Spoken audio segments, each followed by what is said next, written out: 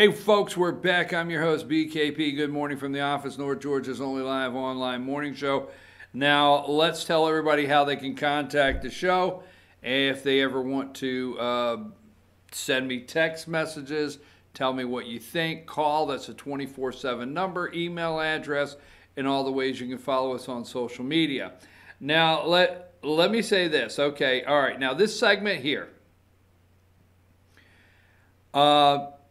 I do understand we discussed the national emergency. It will be out there, okay? I do understand Rod Rosenstein is leaving, Steinstein, whoever. He's leaving Department of Justice. I know that. It's out there. We're going to talk about that. I do understand that Smollett, that they've created, and we'll get into that a little bit. You know, the media jumped on this because he's black? No. Because he's black and gay? Maybe.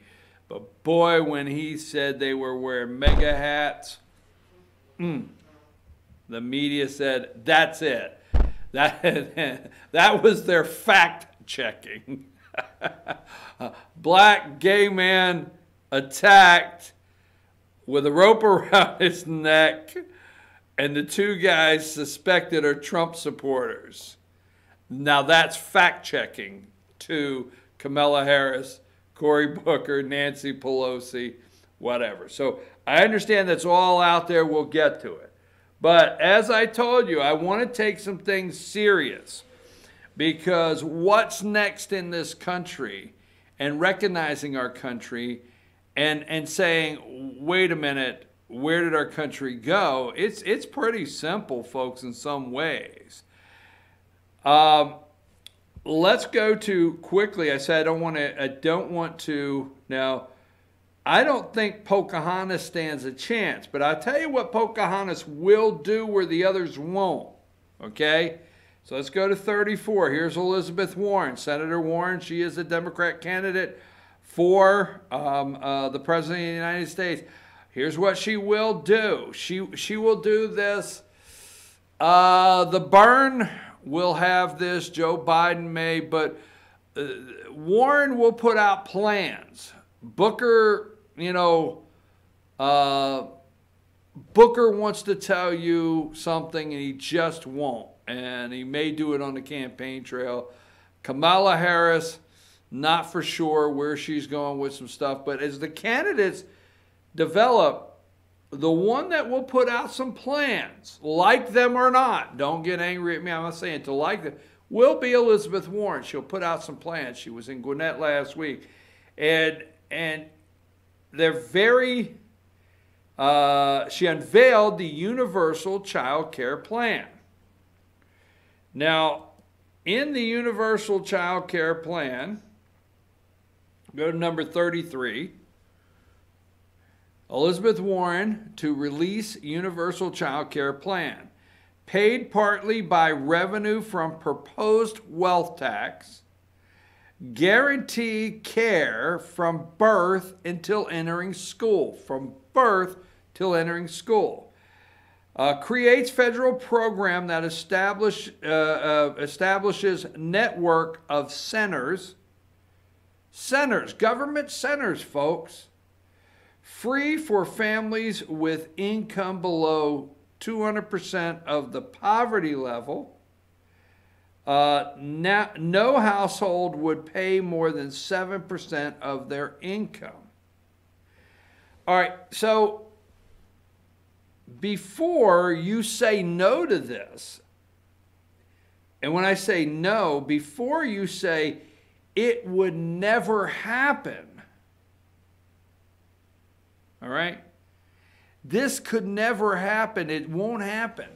Every time you get up, and I support the President of the United States, but anybody that's yelling, this will not be a socialized country, my hair stands on end and says, you do realize what you have creeping towards, you're embracing, and you don't want to lose now that are actually socialist, European socialist policies and direction.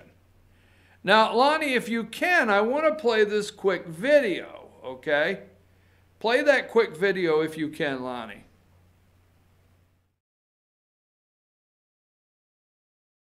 That to raise a happy, healthy, and hopeful child, it takes a family. It takes teachers. It takes clergy. It takes business people. It takes community leaders. It takes those who protect our health and safety. It takes all of us. Yes, it takes a village. 20 years ago, I wrote a book called It Takes a Village. And a lot of people looked at the title and asked, what the heck do you mean by that?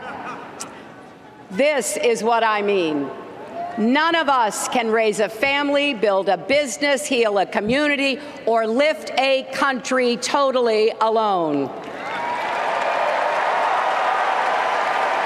America needs every one of us to lend our energy, our talents, our ambition to making our nation better and stronger. I believe that with all my heart.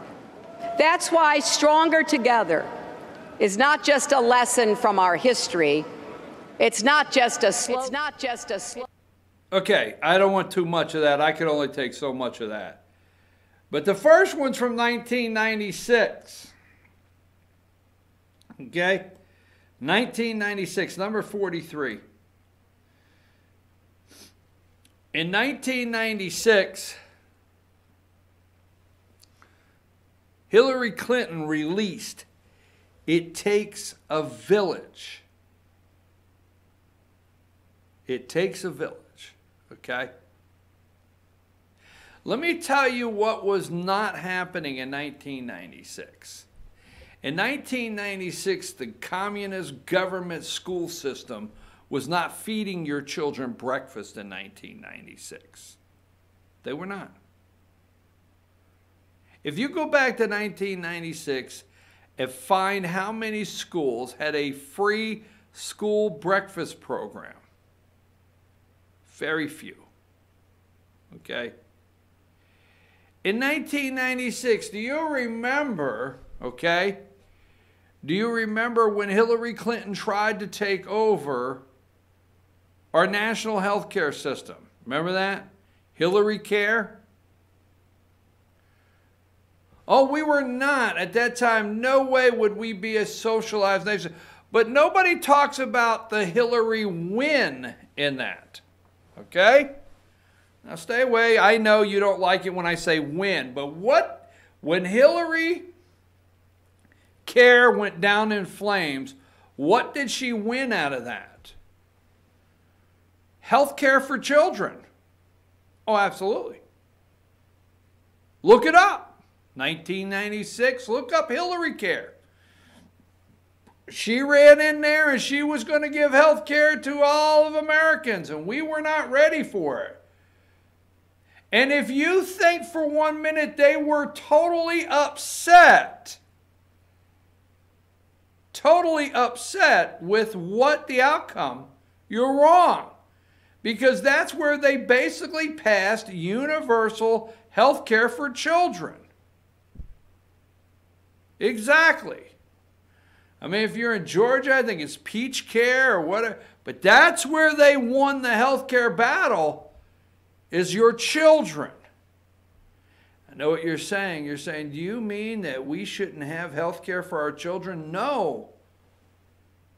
But quit acting like the next step of Obamacare and quit acting like single-payer health care is so far-fetched, because in 1996, they started teaching your children that you should just get it. Right? And it takes a village. I would like to know right now, and I do not want, hey, look, the mothers out there, I understand that the economy, I understand our economy is now built on 2 incomes. I could get yelled at. I don't care. But most of our economy is built on 2 incomes. It takes, you got 2, 3 kids. It takes 2 incomes to try to, feed the family. It takes 2 incomes to try to make a mortgage in a decent house that you want to live in and raise your kids in. I know they have changed the economic situation in this country where you have to have the 2 incomes. Now, I'm not saying we need to go backward to 1950 where mom has to stay home. Not going down that trail right now. I'm just saying, yes, okay? It feels like it takes a lot off the household, whoever's responsible for the meals. But I would like to ask you this morning, how many children in America are eating breakfast at home with mom and dad as you're trying to rush out the door and get a Pop-Tart or something? Because the thing is with me and you out there, somehow we lived. And I don't know how we lived. Our nutrition, I'm sure, maybe it's the nutrition. Maybe if the school would have been feeding my breakfast, I had my breakfast at school instead of mom, throwing the Captain Crunch and the other 5 cereal choices out in the milk and saying, hurry up, the bus is on the way. Maybe I could be another 4 inches taller. I could have played basketball. Got to get away from this. Point being is, how many of our children are eating breakfast at a government building, a government institution that is on lockdown with walls all around it that you can't go in and see your kids unless you sign in, get a picture of yourself and everything? Now, I understand school safety, but see where we've come to. This is 1996.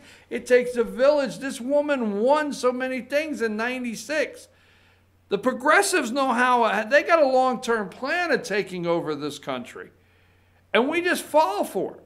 So my question is how many children are eating breakfast at home or in the communist school system of Georgia or whatever state you're in? They're all the same way. Now, that being said, okay, you fast forward here. Go back to 33. And we're on our way. We're sliding down that hill fast. Now, this woman wants you to have child care from the minute the child is born. From the cradle to school. See, once you get them to school, the government has them again from school to graduation. And they want your children. And they have known to indoctrinate your children. We have a terrible mess. Until we completely bust up and tear down this national school system. If Donald Trump could do us one favor tomorrow, close the Department of Education in Washington, D.C. But I'm telling you something out there now, don't laugh at this. Don't laugh at it. Because Elizabeth Warren is putting something out that Stacey Abrams wants. She's putting something out that Nancy Pelosi wants. She's putting something out that they all want. And they're selling the goods. And you're buying them. And you're arguing that you're not. But you are, because we're just using 1996 as an example. Okay? 1996 with Hillary and It Takes a Village. 1996 with Hillary Care and she won your children. They now have control of your children's health care. Okay? Their education. They want them from the time they are born. Now they don't give a SH the day before they're born. Because guess what? As cold and ugly as it sounds, damn it, the day before you're born, you're not a voter. Now, you can argue all day long. I'm not arguing. I believe that it's actually a person, okay? I believe in the sanctity of life. I'm pro-life. So I believe the day before the child arrives into the world, there's just as much, for me, I believe in their rights to life, and they are alive there, but they're not a voter on that day. I know you just got very upset, but the Democrats, the day after, they become voters, and they want to take them over from that point, and they want the government to have them from that point. Don't laugh at this, folks. Don't laugh at this. Donald J. Trump is, I'm telling you, you keep talking about 6 more years. He gets elected and he has 4 more years after that, and you've got 6. What happens after Donald J. Trump? Now, that's a long way down the road, but right now, you take this all the way back to 1996 when they took over your children's health care. They're feeding your children the breakfast this morning in a government, communist government institution with walls around it, to where it's a gun-free zone where you can't go in. You know, it's not the school you grew up around. I understand school safety. And you think about now they want the kids from the day they're born, and they will do it. And I'm telling you, and until we break up this school system, and we break up what's happening to our children, and we get the teachers that love and care for our children in place, instead of the administrators that think the kids belong to them. I'm telling you right now, administrators in schools this morning across this country, no matter where you're at, think that the children are theirs, and they have the laws to back them, not you. I just see this with Elizabeth Warren releases this plan, and it's going to be from the day they're born, from birth. And I'm telling you, don't laugh at it. Don't laugh at her on this plan, because I'm going to tell you something.